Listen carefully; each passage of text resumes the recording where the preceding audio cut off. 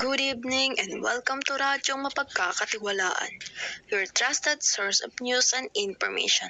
I'm joined tonight by my fellow anchors, Tisha May Valdez, Cian Gab Barreras, and together we'll bring you the latest updates from around the world.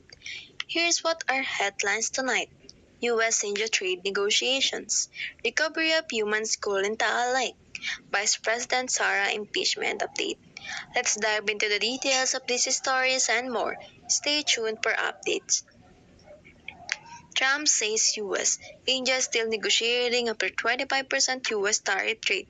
It was said on Washington, New Delhi on July 30, 2025. President Donald Trump signed on Wednesday the United States is still negotiating with India on trade after announcing earlier in the day the U.S. would impose a 25% tariff on goods imported from the country starting on Friday.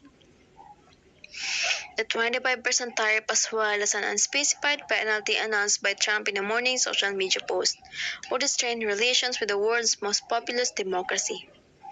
They have one of the highest tariffs in the world now. They're willing to cut it very substantially, Trump told reporters. We're talking to India now. We'll see what happens. By the end of this week.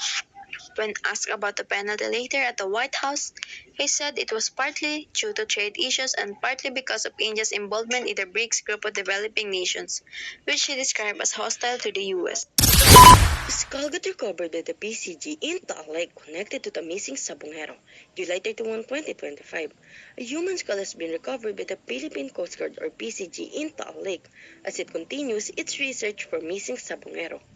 According to Secretary of Justice of the Philippines, Jesus Crispin Remulla, dental records may be helpful in determining whether it is indeed the skull of one of the missing victims.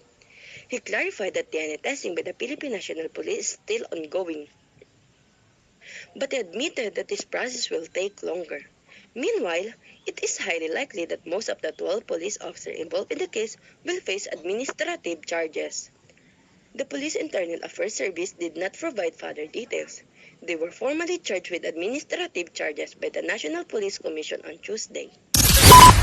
In 2020, senators may vote to abide by Supreme Court ruling BP Sara Impeachment Philippines, August 1, 2025. Senate President Pro Tempore Jingo Estrada said 19 to 20 senators believe they should abide the Supreme Court ruling prohibiting the Senate from proceeding with the impeachment trial against Vice President Sara Duterte.